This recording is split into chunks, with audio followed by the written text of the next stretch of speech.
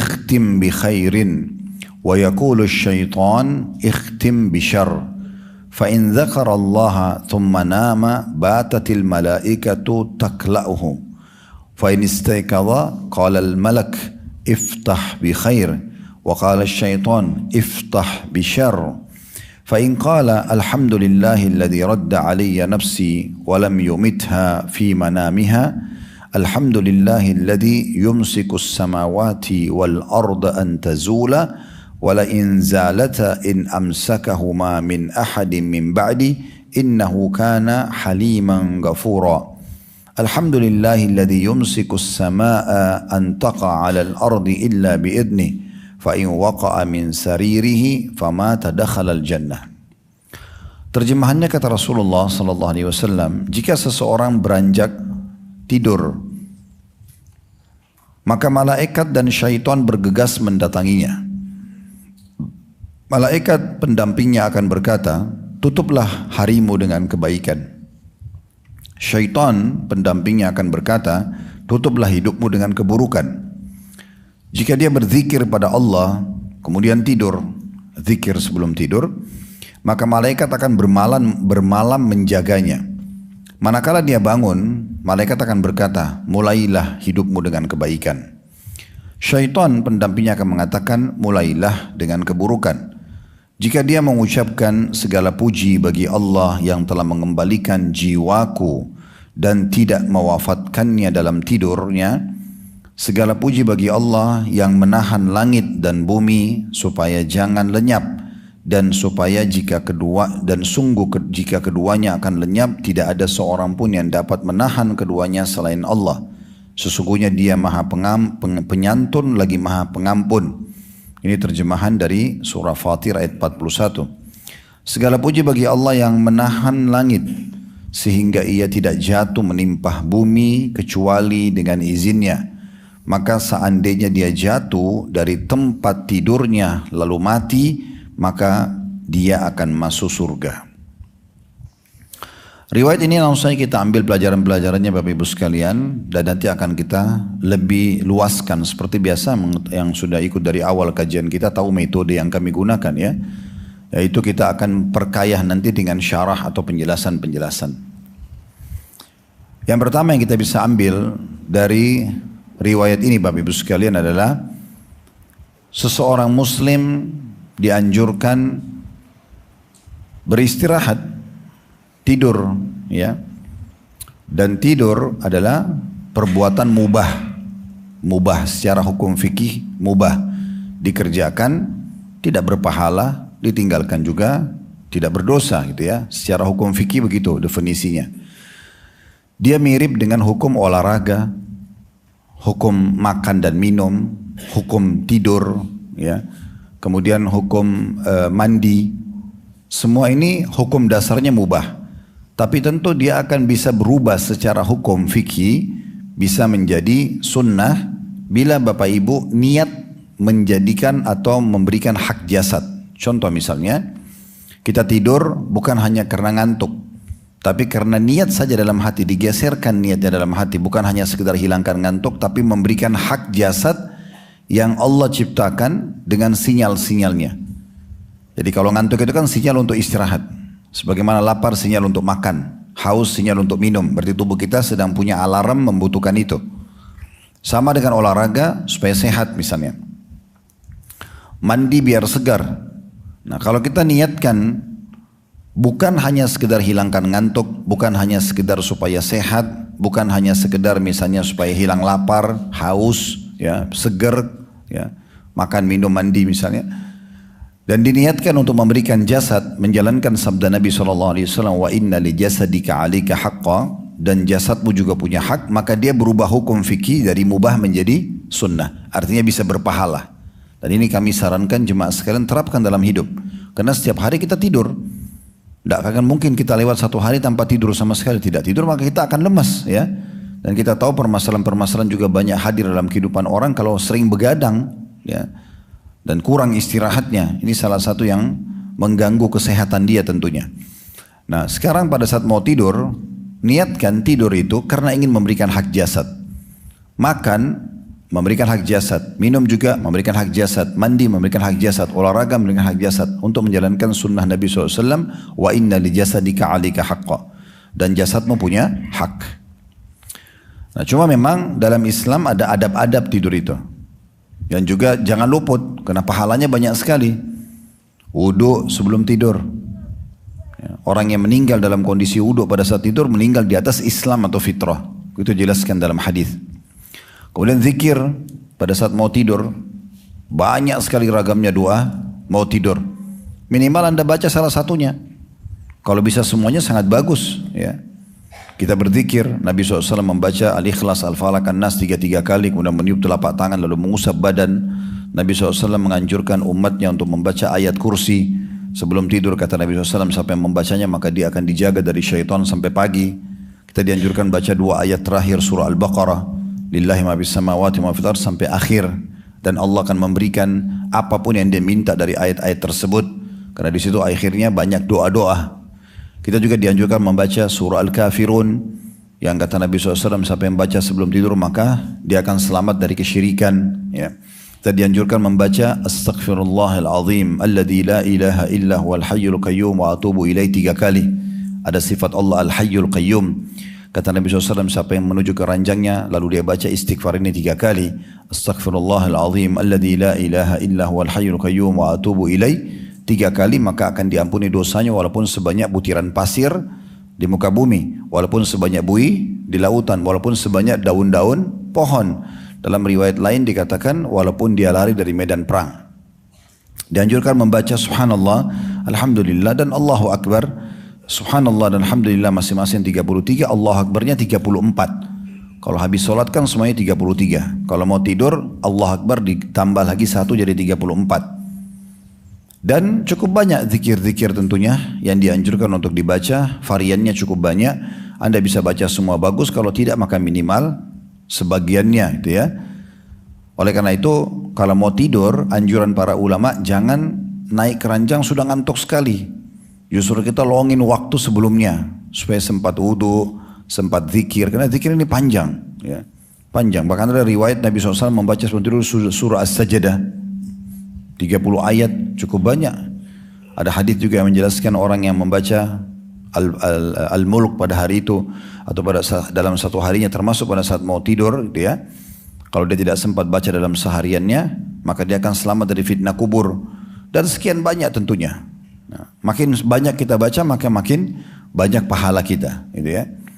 Nah itu diantaranya. Kemudian yang ketiga, selain wudhu tadi yang pertama, yang kedua baca zikir-zikir. Saat mau tidur, yang ketiga adalah bagaimana setiap orang diantara kita balik sebelah kanan, sisi kanan lambungnya. Begitu yang dicontohkan oleh Nabi alaihi salatu wassalam. Ya. Jadi ini yang berhubungan dengan faedah pertama dari hadis, adanya tidur dalam Islam, ya. Kemudian yang kedua, adanya pendamping setiap manusia dari malaikat sama syaitan. Ya. Jadi ada malaikat selalu mendampingi kita, dikenal dengan malaikat hafadzah, penjaga. Selain malaikat pencatat amal baik dan amal buruk, jadi manusia didampingi oleh 3 malaikat. Dan dia juga didampingi oleh qarin dari syaitan. Dan Nabi SAW mengatakan semua kalian pasti ada pendamping dari syaitan. Lalu kata para sahabat, termasuk anda ya Rasulullah? Kata Nabi SAW, iya termasuk saya. Hanya saja Allah telah memberikan petunjuk syaitan pendampingku sehingga tidak mengingatkan kecuali kebaikan. Nah pertanyaan sederhana sekarang, dari mana kita tahu malaikat itu ada, syaitan itu ada, sementara Allah menghijab, menutup mata kita. Kita nggak bisa melihatnya. Hadis yang digunakan oleh para ulama, untuk membuktikan keberadaan malaikat sama syaitan adalah hadis ini diantaranya. Karena Nabi SAW memberikan kepada kita bocorannya. Dari mana kita tahu malaikat itu ada? Dari mana kita tahu syaitan itu ada? Dari bisikannya. Dari bisikan keduanya. Semua bisikan yang mengajak kepada ketaatan kepada Allah dari malaikat. Semua bisikan yang mengajak pada maksiat pada Allah dari syaitan. Selesai. Contoh misalnya, Anda dengarkan azan, hayya 'alas shalah kayak tadi, ayo salat, hayya 'alal falah, ayo menuju kepada kemenangan. Lalu ada bisikan dalam jiwa kita, salat. Lihat orang miskin, bantu. Melihat cuplikan video haji umrah atau Mekah Ka'bah, umrah lah, haji lah. Kayak ada bisikan begitu. Lihat Al-Quran mau baca, ada majelis ilmu mau datang. Bapak Ibu tadi pada saat mau datang itu ada bisikan pengaruh dari malaikat pendamping kita.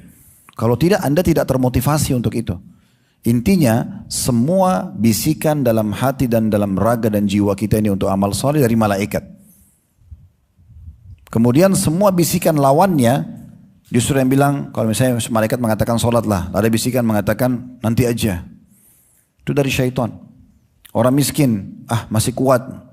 Al-Quran nanti aja. Selalu semua ditunda. Dari syaitan. Ya. Dan ini kita bersyukur sebagai orang beriman karena kita dikasih bocorannya. Sehingga kita tahu ini. Berapa banyak orang yang jahil tentang masalah dia tidak tahu. Ternyata bisikan baik dari malaikat, bisikan buruk dari syaitan. Dan itu selalu ada setiap saat. Ini bersaing, tinggal yang mana biasa kita ikutin. Kita ikutin bisikan malaikat kah? Atau kita ikuti bisikan syaitan. Gitu kan? Nah seperti itulah. Dan mereka ini tidak meninggalkan kita sama sekali. Selalu bersama kita. Sampai seseorang dari kita wafat. Tentu kita tidak tahu siapa namanya malaikat dan syaitan itu. Intinya ada pendamping kita dari kalangan itu. Ya. Jadi nanti habis kajian tidak usah tanya Ustaz siapa nama syaitan pendamping kita atau malaikat pendamping itu, nggak perlu. Ya. Yang penting kita tahu ada pendampingnya. Karena saya pernah di majelis ilmu ada yang tanya, Ustaz iblis punya istri nggak? Saya bilang saya nggak tahu, saya nggak hadiri pernikahannya.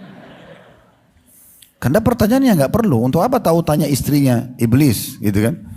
Atau anak-anak iblis, nggak penting banget. Karena yang dibahas adalah oleh Allah iblisnya dan kejahatannya dan kita tinggal menghindar dari kejahatannya, selesai. Nah, seperti itu kurang lebih gambarannya gitu ya. Sama dengan umat-umat sebelum kita yang dibinasakan oleh Allah, ambil pelajaran dari kejahatan mereka. Ya. Misal supaya kita tidak melakukan hal yang sama, karena hukuman bisa menimpa hal yang sama. Nah, kurang lebih seperti itu. Ya. Dan malaikat ini selalu membisikkan kebaikan, syaitan selalu membisikkan keburukan. Gitu ya. Nah yang paling mendasar dalam hadits ini disebutkan adalah kalau seseorang mau tidur. Malaikat itu akan datang dengan syaitan kata Nabi SAW. Malaikat akan mengatakan ikhtim bi khair. Tutup hidupmu dengan kebaikan. Maka sebelum kita tidur biasanya malaikat itu mengingatkan kita amal-amal baik kita hari itu. Misal nanti malam Bapak Ibu akan tidur nanti ingat mengenang tadi kita sudah hadir majelis, tadi kita sholat, tadi kita sedekah, tadi kita bakti sama orang tua, tadi kita jenguk orang sakit, tadi kita zikir. Dan sudah pantas seorang mukmin sebelum tidur Bapak Ibu sekalian. Makanya saya bilang jangan naik di ranjang kalau sudah ngantuk sekali. Setengah jam sebelum tidur, kita jauh dari itu jam 10 nih. Setengah 10 kita sudah siap-siap itu. Mirip kalau mau sholat, kayak tadi mau sholat. Jangan azan baru wudu. Akhirnya ketinggalan qobliyah, ketinggalan doa antara azan iqamah, ketinggalan takbiratul ihram pertama imam. Memang dipersiapkan sebelumnya, setengah jam sebelumnya misalnya. Itu paling tidak gitu ya. Jadi setengah jam sebelum tidur kita sudah tahu nih jam 10 kita mau tidur. Setengah 10 kita sudah wudu. Ya. Kemudian kita sudah siap-siap baca semua. Di ranjang itu sudah baca zikir-zikir tadi yang kita sebutkan. Itu yang saya sebutkan tadi sebagiannya ya. Masih banyak bacaan-bacaan yang dibaca oleh Nabi SAW sebelum tidur. Kita bisa amalkan, kalaupun tidak hafal, kita lihat buku panduannya. Sekarang di media kita banyak sekali para asatidzah, banyak yang memandu, ya, banyak ceramah-ceramah. Di antara ceramah kami insya Allah ada menjelaskan panjang lebar tentang masalah zikir sebelum tidur, zikir habis tidur, zikir pada saat terkaget malam hari. Kemudian juga banyak sekali media sekarang kayak Google, ChatGPT dan yang semua ini bisa semua membantu sekali. Misalnya zikir sebelum tidur, kita bisa tinggal ketik, hitungan detik keluar langsung kita bisa baca gitu ya. Jadi kita persiapkan sebelumnya. Sehingga kita betul-betul tidak kebablasan gitu ya. Tidak kebablasan tidur akhirnya luput dari kita. Karena ibadah ini Bapak Ibu sekalian sekali luput dari Anda nggak bisa Anda perbaiki. Contoh misalnya Anda dengar nih, oh ternyata zikir mau tidur tuh manfaatnya besar, pahalanya besar. Terus Anda bilang, misal, walaupun Anda mohon kepada Allah, ya Allah tolong kembalikan kepada saya supaya saya bisa kembali nanti tadi malam, baru saya mau zikir lagi. Udah nggak bisa. Allah memang takdirkan yang sudah lewat, nggak bisa kembali lagi. Yang buat kita rugi itu kalau luput dari amal saleh. Kalau dosa Bapak Ibu sekalian, kita buat dosa nih 10 tahun, 20 tahun, kita taubat, masih dimaafkan sama Allah. Tapi kalau amal saleh nggak bisa. Ini nanti yang membedakan derajat kita di surga. Orang yang sudah 20 tahun puasa Senin Kamis, 20 tahun puasa Iyamul Bid, 20 tahun sholat malam, mana bisa sama dengan orang yang baru 1 tahun sholat malam dan puasa Senin Kamis? Gak mungkin sama. Karena secara kuantitas sudah beda. Kadang-kadang hanya karena malas saja. Temannya puasa, Syaitan bisikin dia, itu kan cuma sunnah.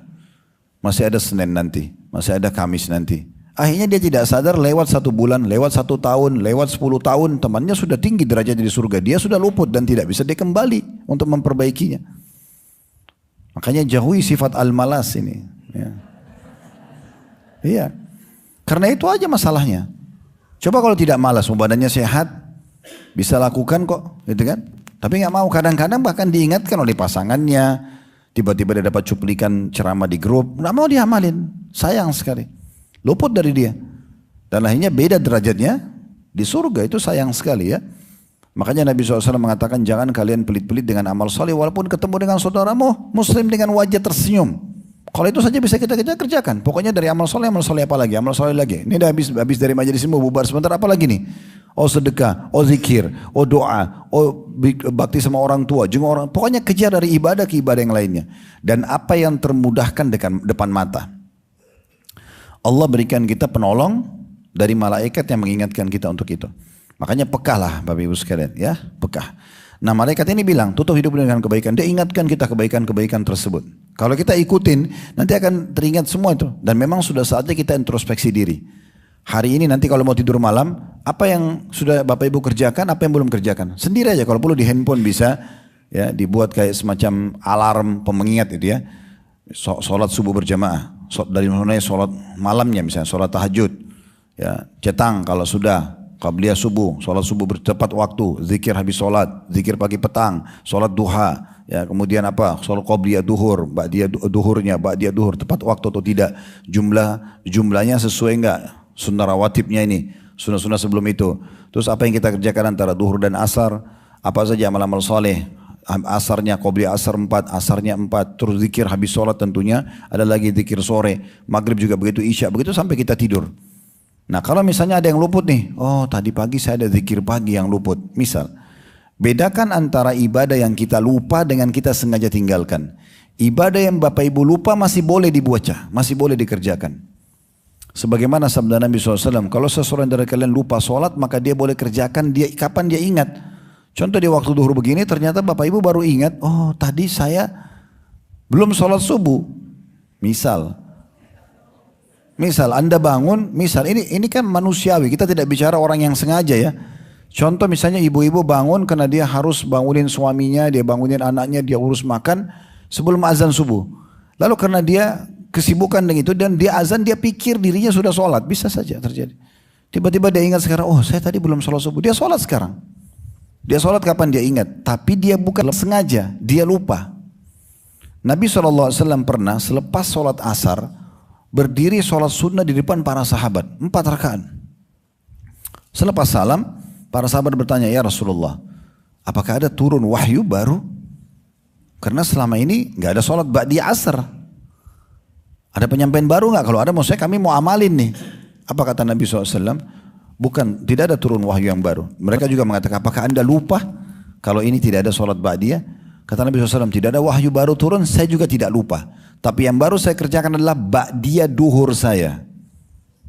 Kenapa? Kata Nabi SAW, karena waktu saya pulang ke rumah tadi, habis duhur, saya mau sholat ba'diyah duhur di rumah, ternyata ada tamu. Saya tersibukkan dengan mereka. Azan asar saya lupa sholat ba'diyah. Saya teringat sekarang maka saya kerjakan. Tapi syaratnya lupa. Jangan pura-pura lupa. Itu contohnya. Ya. Dan banyak hal yang dibahas oleh ulama tentang masalah ini. Intinya teman-teman sekalian, di amal soleh jangan sia-siakan. Karena gak bisa terulang. Gak bisa. Dan derajat di surga terlalu jauh selisihnya gitu ya. Pernah dengar hadis orang sholat berjamaah dengan sholat sendiri bedanya 25 kali lipat. Ada hadis 25 derajat, ada hadis 27 derajat. Kalau kita bahas 25 kali lipat saja, berarti tadi yang sholat berjamaah duhur dengan orang yang sholat di rumah sendiri, itu bedanya yang di rumah itu seperti 25 kali sholat duhur baru sama dengan ini. 1 kali sholat duhur, gitu kan? Nah begitu juga dengan hal-hal yang lain. Ya. Di antaranya ada hadis yang menyebutkan 27 derajat dalam bab jihad, diangkat oleh Al-Mundhir rahimahullah. Dalam kitab jihad ada salah satu bab menyebutkan tentang perbedaan derajat di surga. Kata Nabi SAW, Allah menyiapkan untuk para mujahidin itu 100 derajat. Satu derajat ke derajat sebelah sesudahnya itu antara langit dan bumi. Dalam riwayat lain 100 tahun jaraknya. Bayangkan kalau satu kali orang sholat jamaah, perbedaannya 27 derajat, berarti 27 dikali 100 tahun. Berapa jauh jarak perbedaan antara orang sholat jamaah dengan sholat sendiri tadi? Satu sholat, kalau kali satu hari, 5 kali.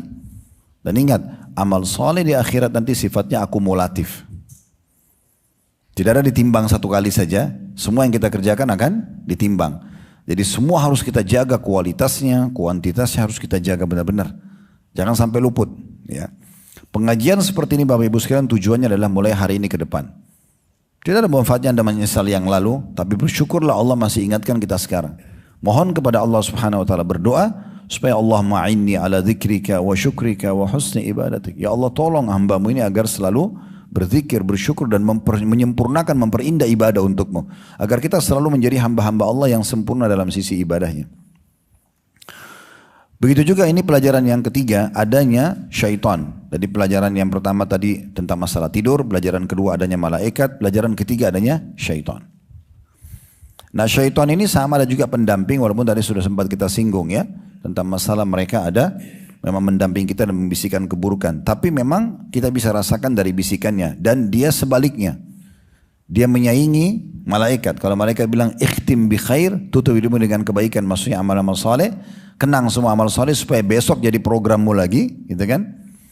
Kemudian syaitan akan bilang ikhtim bi syarr, tutup hidupmu dengan keburukan. Diingatkan semua dosa-dosa yang dia lakukan dan dihiasi supaya dia ulangi lagi besok, supaya dia kenang. Orang itu sering mimpi Bapak Ibu sekalian. Mimpi itu apa yang dominan pada hari itu. Anda dominan apa? Ya, terutama sebelum tidur. 1 jam, 2 jam, 3 jam sebelum tidur. Apa yang paling dominan dalam hidup Anda itu akan dibawa mimpi biasanya.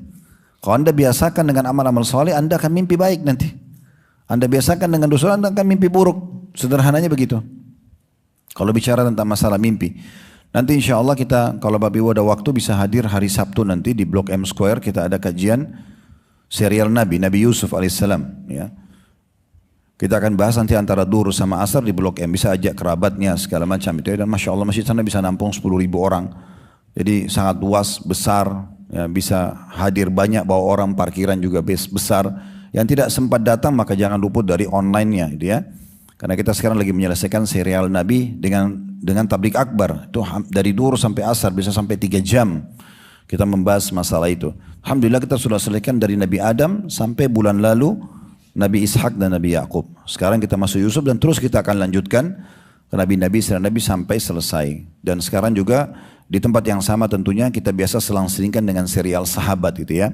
Namun serial sahabat saya stopkan sementara sampai serial Nabi selesai dulu, baru kita lanjut lagi ke serial sahabat. Karena buku yang kita bedah serial sahabat itu 4 jilid, sudah jilid keempatnya. Jadi sisa berapa orang sahabat saja selesai insya Allah. Nah bisa Bapak Ibu kembali ke playlist YouTube kami untuk melihat serial ini sehingga mempelajari kembali gitu ya. Baik, kita masuk ke masalah nanti akan kita bahas di Nabi Yusuf. Salah satu mukjizatnya adalah takwil mimpi. Itu akan dibahas karena beliau termasuk keterampilannya adalah mentakwilkan mimpi. Kita akan jelaskan apa bedanya antara hilim dan ru'ya shadiqah dan seterusnya. Itu akan ada penjelasan nanti. Tapi jelas pelajaran ketiga ada syaitan. Dan syaitan ini adalah istilah bagi kalangan jin yang kafir dan fasik. Ya. Jadi jin itu sama dengan manusia. Ada kayak kita manusia kan ada golongan orang beriman. Dan insya Allah kita termasuk ini ya. Yang kedua ada orang yang fasik. Fasik ini muslim tapi masih banyak dosanya. Mabuk, riba, membunuh. Fasik namanya. Kemudian ada orang kafir. Kafir maksudnya musyrik, munafik semua ya. Ada di kalangan manusia. Di jin juga ada begitu. Ada yang beriman, makanya Allah sebutkan dalam surah jin tentang jin-jin yang beriman. Mereka beribadah seperti kita. Mereka tidak akan ganggu manusia. Kemudian ada jin yang fasik, masih maksiat walaupun dia muslim. Dan ada jin yang kafir, munafik dan seterusnya, musyrik. Nah ini yang fasik sama yang kafir namanya syaitan. Disilakan syaitan. Ya, jadi semua syaitan pasti jin, tidak semua jin itu syaitan. Faham ya? Allahu a'lam. Ngangguk-ngangguk tapi nggak tahu ngerti atau tidak. Baik. Jadi jangan sampai kita mencaci maki jin, nggak boleh. Syaitan pun sebenarnya tidak boleh kita caci maki ya. Tugas kita tinggal baca a'udzubillahi minasyaitonirrajim. Jangan bilang ini kurang ajar banget nih syaitannya. Jangan. Iya. Makanya Syekh Utsaimin rahimahullah, ulama Saudi mengatakan kita diperintahkan untuk berlindung kepada Allah dari syaitan dan bukan mencaci makinya. Karena ada sebuah riwayat yang sahih, ada seorang wanita pernah menunggangi unta, kaki untanya keselio, dia mau jatuh. Lalu dia seakan-akan melaknat syaitan. Ya. Dia anggap itu perbuatan syaitan sehingga membuat kaki untanya keselio. Kata Nabi SAW, jangan kalian mencaci maki ataupun menyebutkan itu pada syaitan itu ya. Nah kalau kalian lakukan itu syaitan makin membesar. Tapi bacalah bismillah, nama-nama Allah, a'udzubillah gitu ya. Maka syaitan akan mengecil seperti seekor lalat. Jadi justru jangan ya kita lakukan kecuali kita isti'adzah, berlindung kepada Allah Subhanahu wa taala. Nah, syaitan ini selalu bisikan keburukan-keburukan dan syaitan itu lemah. Nah, di Indonesia ini ada sering saya dengar kata-kata kuat banget nih syaitannya. Mana kuat banget ya. Memang kelihatan kalau kuat syaitannya, kira-kira Bapak Ibu bisa duduk di taklim ini? Hah? Masih bisa sholat, masih bisa puasa, masih bisa haji umrah? Enggak bakal bisa. Makanya Allah mengatakan inna kaidash syaitani kana dhaifa. Syaitan itu sangat lemah. Kita yang kadang-kadang menguatkan dia dengan mendukung bisikan-bisikannya. Pelajaran yang keempat, bahwasanya adanya anjuran seseorang pada saat bangun memulai dengan kebaikan-kebaikan juga. Dimulai dari zikrullah. Banyak doa-doa zikir habis bangun tidur ya. Alhamdulillahilladzi ahyana ba'da ma amatana wa ilaihin nusyur. Segala puji bagi Allah yang membangunkan kami setelah mematikan kami dan kepadanya lah kami akan dikembalikan, gitu kan? Nah, makna doa ini adalah memang orang kalau tidur Bapak Ibu sekalian itu seperti orang mati. Kalau Anda mau tahu bagaimana nanti Anda pada saat proses mati, ya seperti orang tidur. Kita tutup mata, hilang, sudah selesai. Nah, seperti itu nanti kalau kita mati. Makanya kata Nabi SAW, an-naumu akhul maut. Tidur adalah saudaranya kematian. Ya. Jadi tiap hari itu kita melalui kematian. Makanya kalau Allah hidupkan lagi kita membaca alhamdulillahilladzi ahyana. Segala puji bagi Allah yang telah menghidupkan kami. Ba'da ma amatana, setelah mematikan kami. Karena dia dianggap mati pada saat itu. Wa ilaihin nusyur, dan kepadanya kami akan dikembalikan. Dalam sebuah riwayat yang sahih kata Nabi SAW, kalau seseorang tidur maka kembali kepada Allah. Kalau Allah mau kembalikan ruhnya, dia lanjutkan hidupnya. Kalau Allah tahan, wafatlah dia. Ya. Jadi ruh kita di tangan Allah Subhanahu wa taala. Oleh karena itu di sini dikatakan kalau dia bangun kemudian dia berzikir kepada Allah, ya malaikat akan mengatakan ingatlah kebaikan, maka itu dengan zikrullah. Dia mulai dengan zikir ya. Ada sebuah riwayat yang unik ya. Kalau saya menurut ini mulia sekali. Bahasa unik ini maksudnya positif ya. Di mana Nabi SAW mengatakan siapa yang terkaget tengah malam, lalu dia membaca la ilaha illallah wahdahu la syarikalah lahul mulku wa lahul hamdu wa huwa ala kulli syai'in qadir subhanallah walhamdulillah wa la ilaha illallah wallahu akbar wa la haula wa la quwata illa billahil aliyil azim Allahumma gfirli. Digabungin 3 zikir itu, la ilallah wahdahu la syarikalah lahul mulku wa lahul hamdu yuhyi wa la ilaha illallah la syarikalah lahul mulku wa lahul hamdu wa huwa ala kulli syai'in qadir. Kemudian yang kedua subhanallah alhamdulillah wa la ilaha illallah Allahu akbar. Yang ketiga wala haula wala quwata illa billahil aliyil azim. Ini 3 zikir kita sudah hafal semuanya. Tinggal ditambah doa Allahumma gfirli. Artinya Allah ampunilah aku. Kata Nabi SAW, kalau dengan baca ini diampuni dosanya yang lalu. Ini faedah pertama. Semua dosa dimaafkan yang lalu. Yang kedua, kalau dia berdoa diterima doanya. Kalau dia sholat diterima sholatnya. Maka buka dengan ini. Jadi kalaupun kita ngantuk banget, sempat terbangun, ingat hadis ini. Baca dulu walaupun kita sempat tidur lagi. Minimal dosa kita diampuni. Kalau kita sempat berdoa, alhamdulillah wassalatu wassalamu rasulillah, ya Allah bersihkan dosaku. Kita ngantuk berat, kita tidur. Maka ada penerimaan doa. Apalagi kalau kita bangun sholat, maka diterima sholatnya. Dan tentu banyak sekali zikir-zikir bangun tidur. Saya tidak bahas ini sekarang ya. Karena ada poin-poin yang akan kita tambahkan nanti tentang masalah pentingnya beramal saleh gitu ya. Karena sebenarnya kan poinnya seperti judul kita, mulai dengan kebaikan, akhiri dengan kebaikan. Maksudnya semua dengan amal-amal saleh. Kemudian nanti ini pelajaran selanjutnya, ada juga bisikan syaitan lagi tentang masalah buka kehidupan dengan buruk. Adanya larangan berarti untuk membuka hidup dengan keburukan. Baru bangun tidur, buka handphone, langsung nonton. Ya. Matanya baru melek, belum zikir, sudah maksiat duluan, gitu kan? Atau dia dengar sesuatu yang haram. Saya sarankan Bapak Ibu, alarmnya jangan musik. Azan kah, tilawah Al-Quran kah, potongan ceramah kah. Mau bangun sholat tahajud, yang bunyi di handphonenya, ringtone-nya rock, ya, dangdut atau apalah. Gimana caranya memulai dengan ini gitu ya? Ganti saja. Kalau anda tidak, banyak potongan ceramah Ustaz bisa diambil, potongan ayat Al-Quran, azan, sehingga alarmnya itu berisikan itu. Ya tentu kita yang lalu-lalu kita semoga Allah maafkan, kita berharap ke depannya ya. Kita coba perbaikin. Setiap kajian begini tujuannya untuk diperbaiki ke depan. Nah seperti itulah. Jadi kita mulai dengan kebaikan. Karena mulai dengan keburukan ini sayang sekali gitu ya. Ya. Kemudian juga di sini ada jenis-jenis zikir. Ini diantara yang bisa anda baca ya. Alhamdulillahilladzi radda alayya nafsi. Segala puji dan puja kehadirat Allah yang telah mengembalikan jiwaku atau ruhku.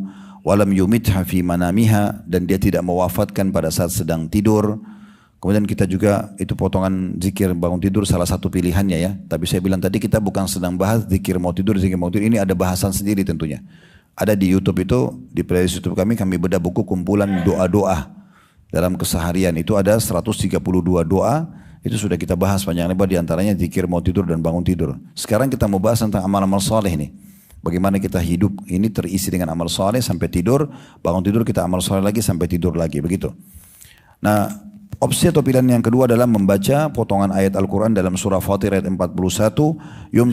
Alhamdulillahilladzi yumsikus samawati wal arda an tazula wala in zalata in amsakahuma min ahadin min ba'di innahu kana haliman ghafura. Segala puji bagi Allah subhanahu wa ta'ala yang menahan langit dan bumi supaya jangan lenyap. Jadi membuat bumi ini bisa stabil begini dan langit juga ada itu Allah. Allah kekalkan dalam surah Fatir ayat 41, segala puji bagi Allah SWT yang menahan langit dan bumi supaya jangan lenyap. Dan sungguh jika keduanya lenyap, tidak ada seorang pun yang dapat menahan keduanya selain Allah. Sungguhnya dia maha penyantun, lagi maha pengampun. Kemudian juga kita membaca doa yang lain yang ketiga adalah Alhamdulillahilladzi yumsikus samaa'a an taqa'a 'alal ardi illa bi'idni fa in waqa'a min sari'a sampai saja Alhamdulillahilladzi yumsikus samaa'a an taqa'a 'alal ardi illa bi'idni. Segala puji dan puja kehadirat Allah Subhanahu wa taala yang menahan langit sehingga tidak menimpa bumi kecuali dengan izinnya. Nah, kalau kita lakukan ini ya, kita mengingat amal-amal soleh sebelum tidur, tadi zikir, berwudu, balik sisi kanan. Pada saat bangun kita juga berzikir, beramal soleh ya. Maka dan kita baca doa-doa pada saat bangun tidur. Kalau kita meninggal setelah itu, maka dijamin masuk surga. Begitu yang disebutkan di penutupan hadis. Kalau dia jatuh dari ranjangnya, meninggal, maka dia akan masuk ke dalam surga. Nah kurang lebih itu gambaran dari hadis. Ini baru pembukaannya. Ya. Bahasan kita masih panjang. Masih bisa lanjut? Ini baru baca hadisnya. Sekarang saya masuk ke syarahnya ya, penjelasannya. Tapi kita akan fokus teman-teman sekalian ke amal soleh. Karena yang dimaksud dengan potongan sabda Nabi SAW, malaikat mengatakan tutup hidupmu dengan kebaikan pada saat mau tidur, buka hidupmu dengan kebaikan, itu maksudnya amal soleh. Kita harus fahami poin penting Bapak Ibu sekalian. Surah Az-Zariyat, surah nomor 51 ayat 56 menjelaskan ayat ini sangat masyhur tentang tujuan kita diciptakan. Fokus ini. Wa ma khalaqtul jinna wal insa illa liya'budun. Az-Zariyat 56. Aku tidak ciptakan jin dan manusia. Aku tidak lahirkan jin dan manusia kata Allah. Kecuali satu tujuannya. Gak ada yang lain. Untuk beribadah kepadaku. Tunduk kepadaku. Memang kita diciptakan untuk majelis ilmu seperti ini. Memang kita diciptakan untuk sholat, untuk zikir, untuk doa, baca Quran, memahami maknanya, menghafalnya, bersedekah, bakti sama orang tua, jenguk orang sakit, berbuat baik kepada makhluk, gitu ya, memaafkan, memiliki karakter-karakter positif. Semua yang kita sudah tahu lah, ibadah-ibadah, membangun masjid, rumah anak yatim dan segala macam. Semua ibadah itu tujuan kita. Makan, minum, tidur, olahraga dan segala macam hal yang seperti ini, urusan dunia ini pernak-pernik kehidupan. Pelengkapnya saja, jangan tujuan utama terlupakan karena pernak-pernik. Contoh, hanya karena meeting, urusan dunia, sholatnya tertunda. Ya. Dan banyak hal-hal yang lain ya, hanya karena mengejar makanan favoritnya, akhirnya sampai lalai dari ibadahnya. Hanya karena mau jawab telepon temannya, luput dari zikir habis sholat. Ya. Hanya karena malas, misalnya tidak mau sholat qobliyah dan ba'diyah atau duha atau puasa dan seterusnya. Nah semua ini harus kita hindari. Dan setiap orang di antara kita harus menyelamatkan dirinya. Amal soleh yang kita kerjakan teman-teman, efeknya banyak sekali. Banyak sekali efeknya. Efek-efeknya itu, dia akan datang untuk diri kita sendiri. Yang paling pertama untuk diri kita sendiri. Kita akan meraih pahala yang maksimal, karena semua ibadah pasti ada janji pahalanya. Kemudian, kita sendiri juga akan mendapatkan janji-janji dari amal soleh. Karena Allah menjanjikan orang beriman beramal soleh akan dihidupkan kehidupan yang baik. Hayatan thayyibah. Allah akan bukakan pintu rezeki. Allah akan berikan jalan keluar dari permasalahan-permasalahan hidupnya. Allah bilang dalam surah At-Talaq, "Wa may yattaqillaha yaj'al lahu makhraja wa yarzuqhu min haitsu la yahtasib." Orang yang bertakwa kepada Allah, Allah akan berikan jalan keluar dari permasalahannya dan juga memberikan rezeki dari tempat tidak disangka-sangka. Jadi kita dapat pahalanya, kita dapat apa yang dijanjikan dari kebutuhan-kebutuhan dunia kita, ya, dan tentu di akhirat juga dengan surga. Juga amal soleh itu teman-teman sekalian berefek kalau kita biasa kerjakan terutama di masa muda ya, itu akan berefek nanti ke masa tua. Ya. Ini penting sekali ya. Jadi kalau Bapak Ibu maaf yang sudah sepuh bukan berarti Anda sudah terlambat, tapi Anda masih punya peluang sekarang perbaiki amal soleh Anda, kalau dulu masa muda Anda luput. Dan juga kalau punya anak, punya cucu, usahakan kita tutupi kekurangan kita di mereka. Tapi kalau ada orang sibuk amal soleh dari masa mudanya, ini akan membantu dia nanti mendapatkan pahala yang berlanjut sampai di masa tuanya. Makanya Nabi SAW menyuruh kita selalu mengisi hidup kita dengan kebaikan-kebaikan. Jangan ada yang luput dan jangan sia-siakan. Tentu tidak asing bagi kita hadits Nabi SAW. Iktanim khamsan qabla khamsin. Raihlah dan maksimalkan 5 hal sebelum 5 hal. Yang pertama Nabi sebutkan syababika, ya, qabla haramik. Masa mudamu sebelum masa tuamu. Maksudnya ibadah. Mumpung matanya terang, telinganya masih bisa mendengar, masih energik, masih produktif, ya. Jangan justru sering keluar kata-kata, apalagi dari orang tua yang tidak paham ini. Dia bilang sama anak-anak dia masih remaja atau masih muda, udah puas-puasin aja. Puas-puasin apa? Maksiat. Ya, puas-puasin mabuk, merokok, ganggu orang, tawuran, seks bebas. Itu yang dibilang puas-puasin. Berarti Anda siap panen dosa dari anak. Kenapa enggak suruh dia beribadah di masa mudanya? Ya. Anda raih pahala Anda. Dan Anda menyuruh dia menutupi kekurangan kita. Karena kita dulu mungkin tidak seperti dia. Kalau kita bisa baca Al-Quran di umur 30-40 tahun. Anak-anak harus hafal Al-Quran di umur 10 tahun. Tutupi kekurangan kita di situ. Jangan wariskan maksiat. Gak apa-apa nak. Pacaran aja. Ibu juga dulu hamil di luar nikah. Iya, kan ada orang begitu. Mungkin dia tidak bilang ibu hamil nikah, tapi dia tahu dirinya dulu pacaran sama suaminya. Anaknya juga nggak apa-apa deh. Saya tahu ada beberapa keluarga di Jakarta begitu.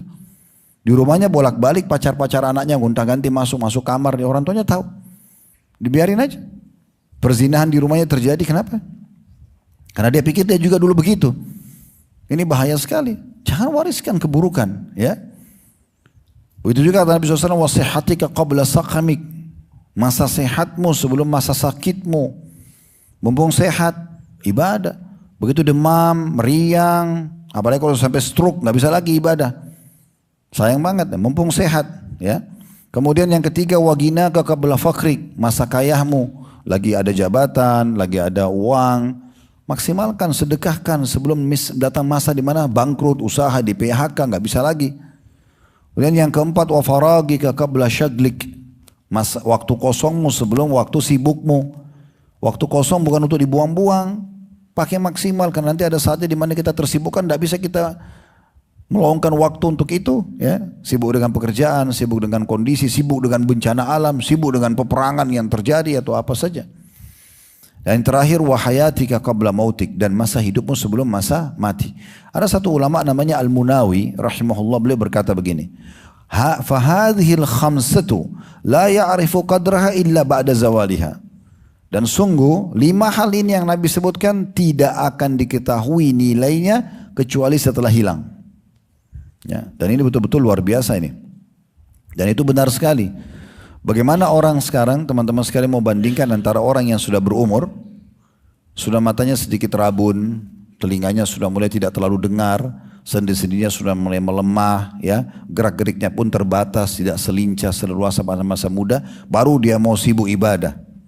Masa itu tidak seproduktif pada saat masa muda. ya kan? Contohnya gitu ya. Maka di situ dia tahu nilainya masa muda. Sayang sekali. Kalau ada hal yang akan kita sesali di hari kiamat teman-teman adalah lewatnya masa muda kita pada kemaksiatan kepada Allah. Itu akan membuat kita sesal luar biasa di hari kiamat. Makanya mampu masih ada anak muda, yuk lakukan pada ketaatan. Saya berapa kali lihat jemaah kami di travel, haji umroh, sudah tua-tua gitu. Mana anak mudanya semua? Pergi Jepang, pergi Eropa, pergi Australia. Kenapa nggak ke Mekah? Saudara saya tanya jemaah, Ustaz kalau anak-anak libur saya bawa kemana? Waktu itu kebetulan di Saudi nanya. Saya bilang bawa umroh lagi. Sekarang sudah umroh. Nggak apa-apa umroh lagi. Kenapa? Berulang-ulang. Nanti materi kita yang akan datang itu kan masalah mengurutinkan, mengulang-ulangi haji umroh. Biarkan. Karena anak-anak itu di sana hiburannya apa sih? Masjid Haram. Ngobrol sama Ustaz, taklim, perempuan semua berhijab. Nggak ada musik sana sini. Terjaga sekali. Anda bawa ke Eropa, Anda bawa ke Jepang, apa yang terjadi? Anda sama suami atau sama istri di kamar hotel, anak di sebelah. Dia tahu ini negara ini, dia cari hiburan negara itu. Pulang mabuk, narkotika, bisa bawa penyakit kalau dia seks bebas. Banyak sekali masalahnya. Dan kalau tidak dibawa ke sana kenapa? Nggak ada masalah. Kan mau kenal juga Eropa Ustaz, lihat di YouTube aja.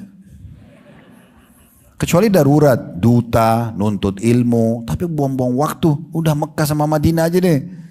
100 kali aja kita pergi belum cukup. Apalagi cuma sekali gitu ya. Bukan saya larang ya ke negara-negara ini, bukan. Maksudnya tapi jangan berlebihan. Ada orang berlebihan. Setiap liburan ke situ-situ aja terus mutar-mutar. Kenapa ke Jepang? Mau lihat bunga. Bunga bisa lihat di YouTube. Apalagi di sana penyembah matahari. Waduh bahaya sekali itu. Bukan saya larang saya bilang ya. Cuma saya ingatkan. Artinya jangan berlebihan. Kalau orang pergi sekali mungkin. Ada orang setiap liburan. Gitu loh. Habis waktunya untuk itu. Tidak ada ibadahnya sama sekali. Demikian pula masa sakit. Orang menyadari pada saat dia sedang sehat. Baru dia tahu. Gitu kan. Begitu juga dengan masa kaya. Segala jenis harta ada. Juga dia baru tahu setelah dia bangkrut. Ya, sampai akhirnya cuma sesuap makanan pun dia susah dapatkan. Kesibukan yang tidak ada henti juga begitu. Dia akan tahu begitu nyamannya orang punya waktu lowong. Gitu ya. Begitu juga dengan pada saat ajal datang tentunya. Nah saya mau Bapak Ibu lihat ini. Ini surah At-Tin kita hafal semuanya. Wat-Tini waz-Zaitun. Tidak ada yang tidak hafal insya Allah ya. Orang yang tidak hafal kita cambuk aja ya. Tapi ini yang paling digemari ini. Orang Indonesia paling suka juz 30 surah pendek. Kalau perlu inna a'tayna wal asr gitu ya. Tapi ada saingan kita saya dengar. Katanya di Pakistan itu ya. Teman-teman saya cerita katanya kalau di sana orang sholat tarawih. Misalnya Bismillahirrahmanirrahim. Ini kata orang, saya tidak tahu. Kalau saya salah, saya mohon maaf. Ya kan? Tapi ini memang perkataan teman-teman saya cerita yang pernah ke sana. Dia pernah hadir di masjid atau mereka hadir di masjid, sholat tarawih, Allahu Akbar, setelah waladhdallin, inna a'tayna kal kautsar, Allahu Akbar, ruku. Jadi satu ayat, satu rakaat. Tapi jangan bangga karena ada saingan kita ya. Kalau kita kan Masya Allah, Allah Akbar, selesai sholatnya, selesai. Ramai lagi yang hadir. Masalah tumaknina hilang, selesai. Syarat wajibnya sholat hilang. Baiklah, lupain aja dulu itu. Kita kembali ke surah At-Tin. Surah nomor 95. Kita lihat ayat 4 sampai ayat 6. Perhatikan Bapak Ibu sekalian, ini tafsirnya luar biasa. Ini materi baru saya sampaikan kemarin waktu khutbah Jumat. Karena saya sekarang khutbah Jumat, ada jadwal dekat kantor, sebulan sekali. Saya pekan pertama selalu khutbah Jumat. Saya coba buat namanya serial iman dan saya bahas berpasang-pasangan. Ya, ini kita bahas sekarang masa muda sama masa tua. Masa muda pekan lalu, masa muda nanti, masa tua nanti dia akan datang. Kami sudah bahas syukur dan sabar, sudah bahas sehat dan sakit dan beberapa hal-hal yang berhubungan dengan masalah itu. Allah bilang dalam surah At-Tin, laqad khalaqnal insana fi ahsani taqwim. Kami ciptakan manusia dalam keadaan yang sempurna. Kira-kira secara letterlet Bapak Ibu faham apa ini? Fisik yang sempurna ya? Ya enggak? Tapi tafsirnya bukan seperti itu. Apa kata Ikrimah? Yang dimaksud dengan ahsani taqwim, keadaan yang paling baik adalah kami ciptakan manusia yang memiliki masa muda, yang penuh dengan kekuatan dan semangat beramal. Ayat 5-nya, thumma radadnahu asfala safilin, lalu kami kembalikan mereka ke tempat yang menghinakan. Mungkin kalau orang faham letterlet, kuburan, siksa kubur, neraka gitu ya. Ternyata tafsirnya bukan begitu. Kata Ibnu Abbas radhiyallahu anhuma, kemudian kami kembalikan dia ke tempat serendah-rendahnya, maksudnya dikembalikan ke masa tua renta setelah berada di usia muda, atau dikembalikan ke masa-masa tidak lagi semangat untuk beramal. Jadi kalau orang di masa mudanya tidak semangat ibadah, masa tua lebih malas lagi. Ataupun dia masa tua baru mau semangat, berapa umurnya lagi yang tersisa? Gitu kan? Maka ini harus hati-hati. Makanya saya bilang, kalau kita sudah sepuh, kita segera maksimalkan ibadah supaya jangan ketinggalan yang lalu-lalu, dan wariskan kebaikan pada orang-orang sekitar kita, anak, cucu, ya, supaya mereka tuh bisa menutupi kekurangan kita karena kita pandu mereka ke amal soleh. Jadi yang dimaksud dengan kami kembalikan mereka ke keadaan, ke tempat yang serendah-rendahnya adalah maksudnya ke masa tua yang pikun. Sudah gak bisa buat apa-apa. Jalan susah, rabun matanya, kadang-kadang ada yang merangkak, kadang-kadang ada yang sudah lupa. Kadang ada yang sampai lupa nama anaknya, namanya diri sendiri, sampai ke situ. Ya. Kemudian dikatakan illal ladzina amanu wa amilus solihati falahum ajrun ghairu mamnun. Kecuali orang yang beriman dan beramal saleh, maka mereka dapat pahala yang ghairu mamnun, tidak putus-putus. Apa maksudnya ini? Kata An-Nakhai, jika seseorang itu berada di usia senja, di usia tua, dan pada saat itu sudah sulit untuk beramal, maka akan dicatatkan baginya pahala amal yang dia kerjakan di masa mudanya. Itu maksudnya illal ladzina amanu wa amilus solihati. Kan rentetannya ayat 4, kami ciptakan manusia sempurna. Maksudnya masa muda yang energik. Kita semua laluin itu. Kemudian kami kembalikan ke mereka ke tempat yang rendah, masa tua yang sudah sulit untuk ibadah seperti masa muda. Kecuali orang yang beriman beramal soleh, maksudnya di masa mudanya dia beriman amal soleh, maka mereka dapat pahala tidak putus. Jadi di masa tuanya terus berjalan. Contoh, di masa muda Anda sibuk puasa Senin Kamis. Masa tua udah nggak bisa puasa, tetap pahalanya jalan, pahala puasanya.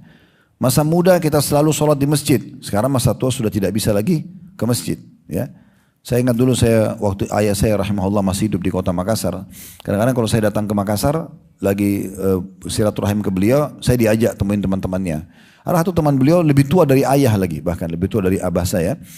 Kemudian beliau duduk di ranjangnya lagi diketeter gitu. Saya dengarin kadang-kadang kalau orang tua ngomong, saya coba ambil hikmahnya, mereka ngobrol lah. Pas azan, saya bilang maaf Ami, saya panggil Ami paman, udah azan saya mau ke masjid, saya keluar dulu. Kemudian saya keluarlah. Begitu saya kembali dari masjid, kemudian beliau bilang, nak, dulu waktu saya masih muda seperti kamu, saya juga tidak pernah ketinggalan sholat di masjid. Dia ngomong gitu. Waktu itu saya tidak tanggapi, tapi saya merenungi, saya bilang iya ya. Bagi saya waktu saya terus iya ya. Mumpung saya belum diuji sama Allah seperti dia, dan semoga tidak diuji ya. Tua udah nggak bisa berdiri, memang nggak bisa berdiri, diranjang, diketeter kencingnya keluar, nggak bisa dikontrol lagi, maaf ya. Maka dia tidak bisa buat apa-apa, tidak bisa lagi, bukan ke masjid lagi. Kadang-kadang sholat dalam kondisi kencingnya masih keluar. Ini beda hukumnya ya. Pernah saya tanyakan hukumnya, kalau memang orang kena penyakit seperti ini, dia udah nggak bisa kontrol lagi ya sudah dia cebok, kemudian dia wudu. Kalau lagi sholat keluar sudah hukumnya berbeda. Dianggap sholatnya sah karena dia punya udur. Ya, yang penting dia sudah bersihkan sebelumnya. Tetapi di sini kita bisa lihat bagaimana saya sangat yakin hadits ini berlaku pada perkataan makna ayat ini berlaku pada beliau. Kalau memang betul beliau masa mudanya habiskan sholat berjamaah di masjid, terus punya udur di masa tua, berarti pahalanya tetap ghairu mamnun, tidak akan putus, gitu ya. Makanya di masa sehat, di masa kuat, lakukan semua amal soleh. Karena nanti di saat kita punya udur, Allah akan kasih tetap pahalanya berjalan. Kemudian Qutaibah berkata, makna kecuali orang-orang yang beriman, maksudnya beriman di waktu mudanya. Di saat dia semangat beribadah, maka di waktu tua tidak akan berkurang pahala amalan mereka di saat mereka sudah lemah. Allah subhanahu wa ta'ala juga, Bapak Ibu sekalian, dengan orang yang menjaga ibadahnya ini akan menjaga fisiknya. Fisik orang itu, matanya tetap kuat, ya, tidak muda. Pokoknya dia waktu umur sudah tua tapi kelihatan masih muda, masih sehat, masih energik. Itu salah satu efek daripada amal soleh. Ya. Jadi kalau dalam kehidupan umumnya orang, biasanya kan dikatakan supaya sehat di masa tua, olahraga, makan yang sehat, istirahat yang cukup. Oke lah, itu masalah urusan duniawinya. Tapi kita punya poin di atas hal-hal tersebut, di atas makanan sehat, di atas tidur cukup, di atas olahraga cukup, yaitu menjaga keimanan dan amal soleh itu di atasnya itu. Makanya ada satu kisah tentang seseorang dari ulama ya di masa dulu. Beliau punya julukan Al-Qadi Abu Syuja namanya. Julukannya, namanya dia Ahmad bin Husain bin Ahmad Asy-Syafi'i.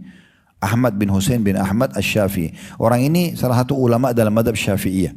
Allah kasih dia umur 160 tahun. Umurnya 160 tahun. Masih sehat. Disebutkan ulama dia lahir tahun 433 Hijriah, meninggalnya tahun 596. 160 tahun umurnya. Dan di masa itu, di masa dia tua, masih sehat, matanya masih terang, fisiknya masih kuat, sampai dia meninggal. 160 tahun. Ada yang tanya dia, apa rahasianya? Ternyata dia memang dari masa muda tuh diisi nuntut ilmu. Ya, anak-anak kita sekarang kita masukkan pesantren, belajar agama itu bagus banget. Jangan apa yang kita luput dulu kita biarin anak kita terjerumus pada hal yang sama. Sedikit saya sisipkan, saya akan kembali ke kisah Abu Syuja rahimahullah. Rabu pekan ketiga yang lalu, kalau teman-teman sini ada yang hadir rutin kajian kami Rabu malam di Blok M Square, itu kan kajian dosa-dosa besar ya. Seperti besok juga ada kajian lanjutan ya. Dan insya Allah saya harapkan Bapak Ibu hadir, luangin waktu, itu cuma maghrib isya. Kalau betul-betul tidak mampu datang ke sana, nggak sempat, maka ikuti online. Karena kajian dosa besar, seingat saya sudah dosa besar ke 220 atau 221. Banyak bahasan di situ yang bisa kita ambil pelajaran. Tapi yang jelas, pekan ketiga, pekan pertama, pekan kedua bahasan tentang Rabu pertama itu tentang dosa besar, Rabu ketiga itu inspirasi hijrah, Rabu keempat dan kalau ada Rabu kelima itu kita bahas tentang tanya jawab persoalan yang masuk di media kami yang belum terjawab atau ada fenomena di masyarakat. Nah di inspirasi hijrah kemarin itu ada Profesor Dr. Ahmad Tirmidzi ya, atau Tirmidzi saya ingat saya nama beliau. Beliau salah satu orang yang satu-satunya orang, bukan salah satu, satu-satunya orang di Indonesia yang dapat rekor muri memiliki 84 gelar. 12 gelar akademik. Doktor Andes, insinyur, doktor, profesor, semua gelar-gelar akademik sudah di 12 diraih semua. 72 gelar non akademik itu juga sudah dikuasai. Tidak ada gelar semua kecuali dapat dan itu resmi semua. Ya, bukan ijazah palsu gitu kan. Benar. Jadi betul-betul semua itu gelar asli didapat sama dia. Betul-betul dan semuanya cum laude. Dapat rekor muri. Kami undang beliau datang untuk tamu inspirasi kami. Sampai saya panggil prof, lebih tua dari kami. Sudah 60 tahun umurnya. Lalu dia duduk dalam majelis ilmu. Di inspirasi hijrah itu kami bahas tentang masalah biografi, background keluarga beliau dulu. Kemudian kira-kira awal jenjang pendidikannya apa saja, kegiatannya, kemudian apa sebab hijrah, kemudian apa nasihatnya supaya istiqomah. Nah waktu tak sampai di titik nasihatnya, karena ini panjang pertemuan kayak 1 jam. Terus saya tanya, Prof, apa nasihatnya buat anak-anak generasi muda muslim? Dia tunjuk begini di depan saya. Saya kalau masih punya pilihan, saya mau hadir seperti kalian begini di majelis ilmu. Setelah semua gelar dunia didapat 84 itu, dapat rekor muri, ya. Sampai beliau bilang sudah habis semua gelar. Oh, masih ada gelar, beliau mau kejar lagi. Sudah habis gelar, nggak ada lagi. Semua gelar sudah diambil sama dia. Namanya profesor, doktor, insinyur, doktor Andes, waduh panjang banget. Sampai saya tidak sebutin lagi gelarnya semua gitu kan, karena terlalu panjang. Dia bilang kalau saya dikasih pilihan, saya mau hadir di majelis ilmu seperti ini, kalian dengarkan langsung kajian-kajian agama. Kesimpulan terakhir.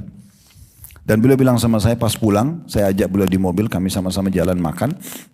Dia bilang sama saya, Ustadz, kalau bisa gelar saya ini diganti dengan 1 gelar saja. Saya nggak mau lagi gelar itu semua.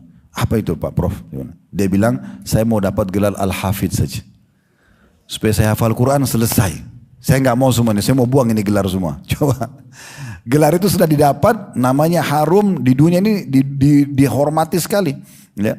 Tapi subhanallah terakhir-terakhirnya adalah kembali kepada, kalau saya bisa belajar agama, saya mau kembali ke situ. Waktu itu saya langsung timpali. Saya ingat Profesor Dr. B.J. Habibie dulu, itu presiden kita rahimahullah itu, pada saat beliau datang ke kampus kami di Madinah, tapi setelah saya keluar, teman adik-adik kelas kami cerita, dia sempat kumpulin mahasiswa lalu dia mengatakan, setelah saya dapat gelar ini, profesor, saya kuasai bisa buat pesawat segala macam. Kalau saya bisa kembali ke masa muda, saya nggak mau belajar itu, saya mau belajar seperti kalian, hafal Quran, hafal hadits, belajar ini. Ini kesimpulan dari orang yang sudah pengalaman dan orang cerdasnya orang Indonesia. Ambil pelajaran. Ambil pelajaran teman-teman sekalian. Ini luar biasa gitu ya. Kita kembali kepada Qadhi Abu Syuja. Beliau tuh ditanya apa rahasianya. Ternyata di masa mudanya dia suka sekali nuntut ilmu. Dia terapkan itu, suka. Orang tuanya ajarin dermawan, dia sedekah. Sampai saking pintarnya agama, di umur 14 tahun diangkat jadi qadhi, jadi hakim. 14 tahun. 14 tahun di masa kita sekarang ini masih main sepeda barangkali. Ya. Masih sibuk dengan game, kartun-kartun. Ini bisa jadi alim karena memang dari kecil. Ya sekaligus saya nasihatin orang tua, tentu saya mulai dari saya sendiri. Teman-teman sekalian, anak-anak kita yang belum balik, itu masa dimana kita persiapkan mereka. Ibaratnya orang kalau mau lomba tanding nih ya, orang mau lomba lari, kan gak mungkin di hari H lomba lari itu kita baru bilang, nah ini garis start, kamu harus lari cepat supaya kau juara. Gak bakal juara itu, menghayal itu. Kalau mau juara bagaimana? Pelatihan sebelumnya, setahun sebelumnya, 6 bulan sebelumnya, kan gitu, dilatih dulu. Dia biasa lari dulu, dia kenal, ada trenernya dan segala macam lah, ada tekniknya. Nanti hari H dia tanding, baru kita tinggal motivasi sedikit, begitu. Banyak orang tua subhanallah anaknya sebelum balik, dibiarin aja. Wah masih kecil, kesian, ya. Segala macam alasan. Nanti pas balik, baru dia mau kursus cepat, ya. Nah nanti kalau haid itu begini, nak kalau sudah balik itu harus begini ditumpukin, sang ayah numpukin nasihatnya, sang ibu numpukin. Ini bagaimana caranya anaknya menjalankan untuk 60 tahun, 70 tahun ke depan dengan nasihat setengah jam, 1 jam. Persiapkan mereka. Oleh karena itu ajak mereka sholat, bangunkan mereka sholat. Rasa cinta pada anak justru kalau anda sudah siapkan mereka ibadah di masa kecil. Suruh mereka puasa, hapus tradisi mengatakan ada puasa setengah hari. Tidak ada setengah hari, nggak ada. Ini turun-temurun di Indonesia ini. Ya. Ya. Kalau anak-anak kita Ramadan tiba, ajak puasa. Kalau perlu sekarang Senin Kamis pun diajak puasa, gitu kan? Ajak mereka puasa. Kata para sahabat Nabi, ibu-ibu di masa Nabi SAW, para sahabat Nabi Ridwanullah alaihin mengatakan begini, kami kalau tiba Ramadan kami ajak anak-anak kecil kami puasa. Dan kalau mereka sudah rewel kena lapar, kami berikan mereka mainan sampai tiba azan maghrib. Gak ada namanya puasa setengah hari. Terus Ustaz kalau anak saya sudah tidak mampu, sebenarnya bukan anak tidak mampu, ibu yang ketakutan. Ya. Tapi kalau betul dia sudah tidak mampu, tidak apa-apa. Ini nak, tapi puasa kamu batal ya hari ini. Jelasin hukumnya. Jangan bilang gak apa-apa nak, puasa setengah hari dulu. Ini turun-temurun. Buku fikih mana yang jelasin ada puasa setengah hari? Nah, ini buku fikih anda sendiri nih. Ya. Gak ada. Apa kata beliau? Abu Syuja. Waktu ditanya apa rahasianya? Kenapa anda 160 tahun masih sehat? Walaupun beliau wafat di tahun itu ya. Beliau bilang begini. Aku selalu menjaga anggota badanku dari maksiat pada Allah di masa muda. Maka Allah pun menjaga anggota tubuhku di masa tuaku. Sebabnya ini. Aku masih bisa panjang umur, bisa sehat segala macam. Ini. Karena semasa muda dipakai ibadah. Semasa sehat dipakai ibadah. Ibnu Rajab menukil perkataan, mohon maaf saya tidak menyinggung siapapun Bapak Ibu sekalian. Kalau ada yang pas hadir sini keadaannya begitu saya tidak kenal anda ya. Cuma ini perkataan ulama. Ibnu Rajab ini meninggal ratusan tahun yang lalu. Beliau sebutkan dalam kitab Jami' Ulum wal Hikam beliau di halaman 225. Beliau bilang dan para ulama di masa beliau kalau melihat ada orang sudah tua, lemah, banyak penyakitnya, jadi pengemis, miskin, susah hidupnya di masa tua, maka mereka serentak berkata, orang ini telah melalaikan hak-hak Allah di masa mudanya, Allah pun melupakannya di masa tuanya. Berarti sebenarnya harusnya kan orang itu kayak kalau pegawai di perusahaan ya, kalau sudah lama mengabdi masa dibuang, malah biasa sampai pensiun kan malah dikasih bonus, dikenang jasanya kan begitu. Tapi kalau dia kerja di perusahaan ugal-ugalan, dikeluarkan dari awal dan memang tidak dipedulikan. Ini rasionalnya. Ini kata Ibnu Rajab, bukan perkataan saya.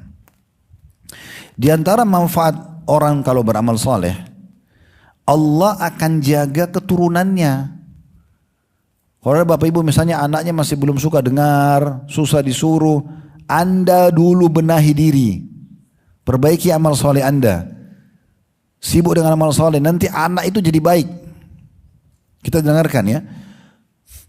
Di mana Umar bin Abdul Aziz rahimahullah berkata, bila seorang mukmin meninggal dalam keadaan menjaga hak Allah, dia selalu ibadah di masa hidupnya, Allah pun akan menjaga keturunannya.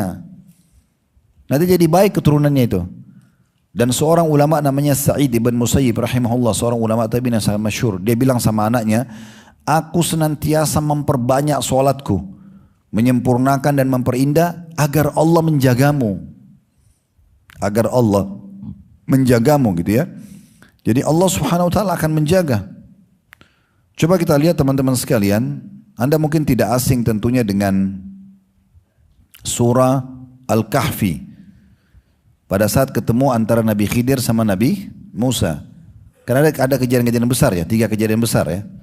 Yang pertama tentunya Nabi Khidir sempat membolongi kapal, Nabi Musa tanya kenapa, terus Nabi Khidir jelasin intinya. Kita simpulkan aja ya, tentu ceritanya panjang.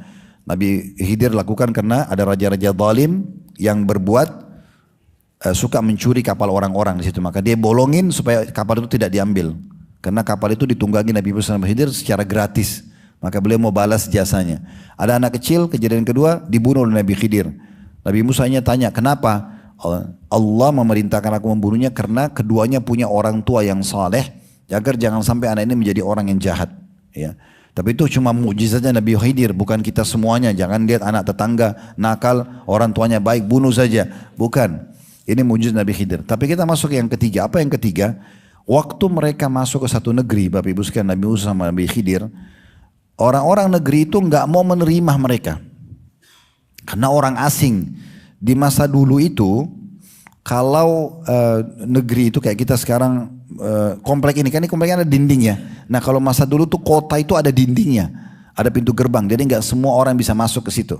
Ya, tidak semua orang bisa masuk. Nanti pagi dibuka, malam ditutup. Nah gitu ya. Nah kalau ada tamu-tamu bukan orang negeri itu diusir, disuruh keluar. Khawatir nanti mereka mengkhianat atau mereka membunuh, merampok dan segala macam. Nah waktu itu Nabi Khidir sama Nabi Musa ditolak karena dianggap orang asing, mereka tidak kenal kalau dia Nabi. Nah sebelum keluar dari kota itu, waktu mereka tidak mau dijamu, Nabi Khidir lewatin sebuah tembok rumah mau rubuh. Nabi Khidir perbaikin, gitu kan? Lalu Nabi Musa bilang, kalau seandainya engkau mau hai Khidir, kita bisa jadikan ini sebagai jasa kita untuk negeri ini supaya mereka beri kita tempat untuk nginap, gitu ya. Jadi kamu kan sudah perbaikin dinding ini. Maka Nabi Khidir mengatakan bukan karena itu. Kesimpulannya ya tentu ada dialog Nabi Musa sama Khidir. Tapi saya simpulkan Nabi Khidir mengatakan sesungguhnya di bawah tembok ini ada hartanya anak yatim. Ayahnya dulu orang soleh. Ayah kedua anak yatim ini orang soleh. Yatim itu berarti ayahnya mati ya. Kalau ibunya mati nggak dinamakan yatim. Biasa di Indonesia ditambah piatu. Ya.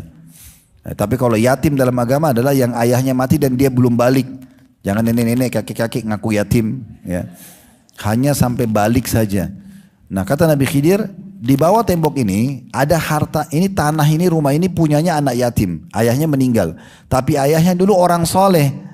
Maka Allah jaga dinding ini, Allah suruh jaga. Nanti kalau mereka sudah dewasa, mereka akan ambil sendiri harta itu.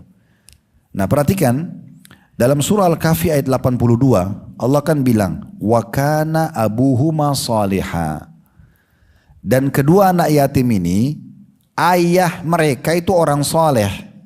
Kesolehan ini bisa membuat kita menjaga.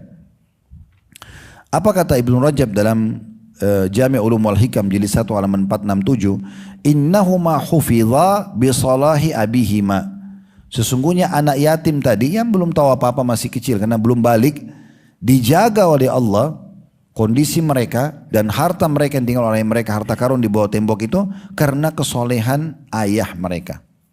Karena kesolehan ayah mereka. Kemudian Ibnu Al-Munkadir berkata, Inna Allah la yahfadu birrajul salihi waladahu wa walada waladihi wad duwairatul lati hawlahu fama yazaluna fi hifdhin minallahi wasitr. Kata Ibnu Al-Munkadir, sesungguhnya orang yang soleh itu Allah akan jaga anaknya, Allah akan jaga cucunya, Allah akan jaga rumahnya dan rumah-rumah di sekitarnya dari segala macam mara bahaya. Makanya perlu kita bertetangga dengan orang-orang soleh, orang-orang baik itu karena itu efeknya ada. Kesolehan mereka berpengaruh pada amannya negeri kita, amannya rumah-rumah kita, gitu kan? Dan kata beliau, dan mereka terus aja di bawah naungan Allah. Ya, sampai ya dikatakan dan selalu ditutupi oleh Allah SWT dari aib-aib dan kekurangan. Ya. Nah ini poin luar biasa gitu ya. Begitu juga ada perkataan yang lain. Ibnu Katsir rahimahullah berkata dalam tafsirnya di jilid 9 halaman 179, ini tafsir Quran Al-Azim. Wa kana abuhuma salihah, dan ayah kedua anak itu yang yatim saleh, fihi dalilun ala anna ar-rajula as-salihu yahfadu fi dhurriyyatihi atau yuhfadu fi dhurriyyatihi. Ada dalil yang menunjukkan bahwasanya orang yang saleh itu akan menyebabkan anak-anaknya dijaga. Wa tashmal barakatu ibadatihi lahum fid dunya wal akhirah. Dan keberkahan ibadahnya mencakup pertolongan buat anak-anak itu di dunia dan di akhirat. Di dunia anak-anak itu bisa dilindungi oleh Allah, di akhirat bisa ikut sama derajat orang tuanya di surga. Bisyafa'atihi fihim wa raf' darajatihim ila a'la darajati fil jannah litaqarra 'ainuhu bihim. Dan dia bisa memberikan pertolongan buat anak-anaknya, akan diangkat ke derajat orang tuanya nanti di surga, agar membuat hati orang tua yang saleh tadi itu senang karena lihat anak-anaknya kumpul lagi sama dia. Kama jaa fil Qur'ani wa waradatis sunnah bihi, sebagaimana telah disebutkan dalam Al-Quran dan juga sunnah. Ibnu Abbas berkata radhiyallahu anhuma, hufidha bi salahi abihima wa lam yuzkar lahuma salah. Kedua anak itu dijaga karena kesolehan ayah keduanya dan tidak disebutkan dalam Al-Quran tentang kesolehan anak itu. Karena masih yatim, belum ada ibadahnya. Allah jaga harta mereka bukan karena mereka, tapi karena kesolehan orang tuanya. Ini luar biasa. Ibnu Abbas juga menukil perkataan, beliau mengatakan tentang ayat ini, Al-Kahfi 82, wa kana abuhuma salihah, dan ayah kedua anak yatim itu orang saleh. Innallaha ta'ala yasluhu bi salahi rajul waladahu. Ketahuilah Allah Ta'ala memperbaiki urusan anak dari seorang lelaki yang saleh atau orang tua yang saleh. Wa walada waladihi, dan cucunya, bukan cuma anaknya, sampai anak-anaknya, anak daripada anak berarti cucunya. Wa yahfaduhu fi duwairatihi wa duwairati haulah, dan juga Allah akan jaga tempat tinggalnya. Walaupun dia miskin, pas-pasan rumahnya dijaga, tidak akan bermasalah dengan rumahnya. Saya berapa kali Masya Allah masuk ke rumah jemaah-jemaah masjid. Saya berkunjung, sempat dipanggil Tuhan, saya sempat ada di Surabaya, di Makassar. Rumah mereka biasa, tapi masuk tuh nyaman banget ya.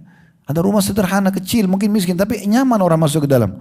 Allah berikan keberkahan gitu ya. Dan juga rumah-rumah yang ada di sekitarnya akan dijaga. Fama yazaluna fi sitrin minallahi wa afiyah. Dan mereka akan terus berada dalam perlindungan dan keselamatan dari Allah selama mereka ya berada dan bersebelahan dengan orang-orang saleh ini. Hasan Basri juga mengatakan pada saat membaca firman Allah, wa kana abuhuma salihah, dan ayah keduanya orang saleh, ma asma'u dzakara fi waladihi ma khaira. Aku tidak mendengar dalam ayat tersebut Allah menyebutkan tentang kebaikan kedua anak itu. Ya. Hafidhahumallahu bihifdhi abihima. Allah menjaga keduanya karena Allah melihat kedua orang tuanya atau karena orang tuanya. Dan sekian banyak tentunya hal-hal yang berhubungan dengan masalah ini ya. Baik, selanjutnya juga ada perkataan Ibnu Rajab yang mengatakan itu yang kita dapatkan juga anak-anak kita dijaga ya. Bahkan pasangan kita juga terjaga. Kalau bapak-bapak soleh banget, ibu-ibu solehah banget, benar ibadah sama Allah, Allah jaga pasangan kita. Bukan cuma anak-anak, pasangan juga. Apa kata Nabi SAW? Berbaktilah dengan kedua orang tua kalian, Allah akan berikan antara kalian anak-anak bakti sama kalian. Jagalah kesucian kemaluan kalian, jangan berzina selingkuh, Allah jaga kesucian kemaluan pasangan kalian. Karena kalau kita mau urus pasangan kita, pasang CCTV, apalah segala macam aplikasi dibeli dibayar untuk mengawasin pasangan, nggak bisa. Di mana kemampuan kita? Habis umur kita untuk itu. Kita masih butuh zikir, baca Quran, majelis ilmu, kita juga mau sholat. Gak ada waktu untuk itu. Kita menikah bukan jadi pengawas, jadi pendamping. Benar kita dukung, salah kita ingatkan gitu ya. Lalu bagaimana supaya pasangan kita dijaga? Selain kita doakan, kita sendiri jaga kesolehan kita. Kesolehan juga Bapak Ibu sekalian akan menyelamatkan kita dari berbagai macam gangguan dunia. Banyak sekali musibah, ujian itu diangkat oleh Allah Subhanahu wa taala justru karena kita menjaga amal-amal saleh. Ya. Sebagaimana perkataan Ibnu Rajab juga, barang siapa yang menjaga hak-hak Allah, Allah akan menjaganya dari berbagai macam gangguan. Betul-betul Allah akan jaga dia supaya dia jangan melakukan keburukan-keburukan. Oleh karena itu kaum salafus saleh di kalangan sahabat ya. Bapak Ibu kalau pernah tahu di Mekah itu tempatnya Nabi berdakwah pertama sekali 13 tahun pertama dakwah ya. Itu bukan di rumah beliau, bukan di rumahnya Khadijah. Karena rumahnya Khadijah radhiyallahu anha itu kalau kita sekarang mungkin ada di Komplek Menteng, di tempat termewahnya, termahalnya lah di Mekah itu ya. Sebelah tetangganya Khadijah itu Abu Lahab, Abu Jahal. Tokoh-tokoh Mekah yang benci Islam. Jadi kalau orang kumpul sana pasti bisa dikeroyokin. Tahu siapa yang menyumbang rumahnya untuk jadi tempat taklim? Ya, Arkam bi Abi Arkam. Tahu orang ini siapa Bapak Ibu sekalian? Seorang sahabat berumur 16 tahun. 16 tahun dia masuk Islam, kemudian dia menyiapkan rumahnya untuk dakwah. Coba bayangkan awal dakwah. Jadi kata sebagian ulama bukan mustahil Al-Arqam ini panen pahala semua orang Islam sesudahnya. Karena banyak orang masuk Islam di rumahnya. Belajar agama Islam pertama di rumahnya. Baru kemudian pindah ke Madinah, baru menyebar ke seluruh dunia. 16 tahun bisa punya kepedulian untuk menyiapkan rumahnya untuk dakwah. Mana anak-anak kita 16 tahun ini? Di perang Uhud, maaf sebelumnya, di kota Mekah juga ada sahabat-sahabat yang masuk Islam masih muda, 16 tahun. Pernah dengar Zubair bin Awam? Sepupu Nabi ya. Ibunya dia namanya Sofia binti Abdul Muttalib. Itu tante Nabi. Ini Zubair bin Awam waktu terjadi perang Khaybar, perang antara Muslim sama orang-orang Yahudi. Dia berhasil membunuh salah satu kesatria terkuatnya Yahudi yang waktu dia keluar dari benteng disebutkan dalam kisah sejarah Nabi itu. Tingginya seperti pohon kurma. Besar sekali orang itu. Tapi berhasil dikalahkan oleh Zubair karena beraninya dan keikhlasannya. Kata Nabi SAW, kalau semua nabi-nabi itu punya bodyguard, dan bodyguardku adalah atau penolong setiaku adalah Zubair bin Awam. Itu masuk Islam umur 16 tahun. Talha bin Ubaidillah, teman dekatnya Zubair, masuk Islam juga umur 16 tahun. Jadi jangan pernah berhenti untuk mengajar anak muda ini supaya mereka ke agama. Hiburan mereka bukan hanya mall, bukan hanya tempat main-main, ya. Bukan dilarang main loncat balon, main balon, oke lah sepeda. Tapi ada waktunya di mana mereka hadir majelis ilmu. Kenapa majelis ilmu itu selalu orang tua saja? Kenapa nggak ada anak-anak gadis, anak-anak bujang-bujang yang memang mereka harusnya hadir, dengarin ilmu itu supaya apa yang kita rasakan manfaat secara keimanan di umur kita sekarang itu dirasakan oleh mereka. Bayangkan produktifnya mereka ke depannya itu bagaimana? Saya pernah didatangi oleh seorang ikhwah, saya nggak kenal juga beliau. Habis kajian di Kalibata City, ini sering saya sampaikan di kajian karena saya mengambil ibroh juga dari situ ya. Datang kepada saya habis kajian salaman, dia bawa anaknya masih kecil. Kalau saya lihat 5-6 tahun mungkin, sampai maksimal 7 tahun umur anak itu. Dia bilang ini Ustaz anak saya salaman. Saya pikir biasa mau salaman karena ada jemaah biasa salaman. Tapi setelah salaman dia bilang Ustaz ini anak saya. Sudah 1 tahun dengerin ceramah Ustaz. Sebelumnya nggak mau dengar ceramah, tapi saya rayu sampai akhirnya dia sekarang setiap malam mau tidur dengan ceramah. Sekarang Ustaz dia nggak mau tidur kecuali dengar ceramah Ustaz. Dan perlu Ustaz tahu, sampai hari ini dalam 1 tahun dia sudah dengarkan 300 judul ceramah Ustaz. 5-6 tahun dengarin ceramah saya 300 judul. Ini 5 tahun 6 tahun ke depan bagaimana anak ini? Kita punya ribuan jam ceramah ada di YouTube itu bisa didengarin. Itu anak kecil. Itu yang harus Bapak Ibu lakukan. Anak-anaknya sekarang kalau minta apa saja, kasih syarat. Ayah ibu mau ke sini hari Sabtu, oke. Asal bukan tempat maksiat, tempat main, makan, oke. Tapi dengan syarat, store 1 surah. Surah apalah, gitu kan. Anggap di juz 30 dulu. Atau pastikan dia sudah harus dalam 1 minggu ini, minggu depan mau minta kemana, minta beli apa. 1 minggu ini tidak boleh ketinggalan sholat 5 waktu, azan. Harus ada zikir habis sholat, ada zikir pagi petang, kasih syarat. Gak mau ibadah, tahan fasilitasnya. Jangan dikasih. Ini tidak ibadah, tidak apa-apa, semua dikasih. Buat maksiat malah didukung. Nah, ini jadi masalah ini. Gak mendidik sama sekali gitu ya. Ada yang saya sering sampaikan, mungkin teman-teman saya lihat di sini ada beberapa jemaah Uhud kami yang sudah pernah ikut ya. Kami kalau di Uhud, di lokasi perang Uhud, itu kami sering ajak jemaah untuk naik ke atas Bukit Pemana untuk dengarin cerita. Subhanallah, mungkin sudah 2 bulan terakhir ini, sekarang kalau masuk ke gunung di Bukit Pemana itu bayar. Dulu masih gratis ya. Sekarang udah berbayar 40 rial atau 50 rial per orang, kurang lebih seperti itu ya. Yang sudah dibatasin. Ya mudah-mudahan saya ke depannya tetap kita bisa ceritain, karena waktu itu saya berpikir ini momentum yang paling bagus untuk menceritakan peperangan di atas Bukit Pemana. Karena di situ ada 50 sahabat Nabi dulu pernah nginjakin kaki gitu ya. Intinya di perang Uhud itu ada kejadian unik teman-teman sekalian. Di antaranya adalah kisah tentang 2 orang sahabat Nabi umurnya 13 tahun. Kalau tadi 16 ini 13 tahun. Nabi SAW waktu itu menyortir orang-orang yang ikut berperang. Tidak semuanya boleh ikut berperang. Terutama yang masih anak-anak. Ditolak-tolakin. Karena dianggap mungkin belum bisa menghadapi, kalau 13 tahun dia ayunkan pedang, mungkin lawan kesatria yang 30 tahun mungkin dia kalah. Tapi waktu ditolak-tolakin, Abdullah bin Abbas, Abdullah bin Umar, Abdullah bin Amr bin As, Abdullah bin Mas'ud, Anas bin Malik, ditolak-tolakin. Ada satu sahabat 13 tahun namanya Rafi ibn Khadij. Rafi ibn Khadij ini Bapak Ibu sekalian 13 tahun dia datang ke Nabi. Dia bilang apa? Ini perang ya. Dan perang masa dulu coba Bapak Ibu bayangkan, bukan perang kayak kita sekarang. Perang masa dulu itu pedang dengan pedang. 90% luka. Bisa mati. Gitu ya. 13 tahun datang lalu dia mengatakan apa? Ya Rasulullah, Anda menolak orang-orang yang sebaya dengan saya. Gak boleh ikut perang. Tapi saya punya keterampilan. Saya bisa manah. Coba tes panah saya, kalau lolos ikutin saya berperang. 13 tahun minta perang supaya mati syahid. Ini bagaimana ayah ibunya mendidik nih. 13 tahun kita masih sibuk dengan Doraemonnya, masih sibuk dengan Tom and Jerry, masih sibuk dengan kartun yang tidak masuk hayal, mengkhayal, Spiderman, Batman, semua khayalan, tidak ada tokoh fiktif. Ya. Maka Nabi SAW tes.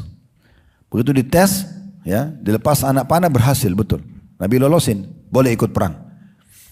Ternyata ada temannya dia, namanya Samura bin Jundub. Ini juga unik ini, 13 tahun juga. Dia lihat temannya lolos, dia bilang, ya Rasulullah, Anda loloskan Rafi'. Dia mahir mana, saya mahir bergulat. Izinkan saya gulat tapi sama Rafi'. Dia tidak gulat sama orang dewasa. Ini sebaya dengan saya. Kalau saya menang, kalahin dia, ikutkan saya jihad. Minta ikut berperang. Ini gimana ibu sama ayahnya didik ini. Gitu. Maka pada saat itu Nabi SAW izinkan. Bergulat dadura, Samura menang. Maka dua-duanya ikut berperang. Coba bayangkan.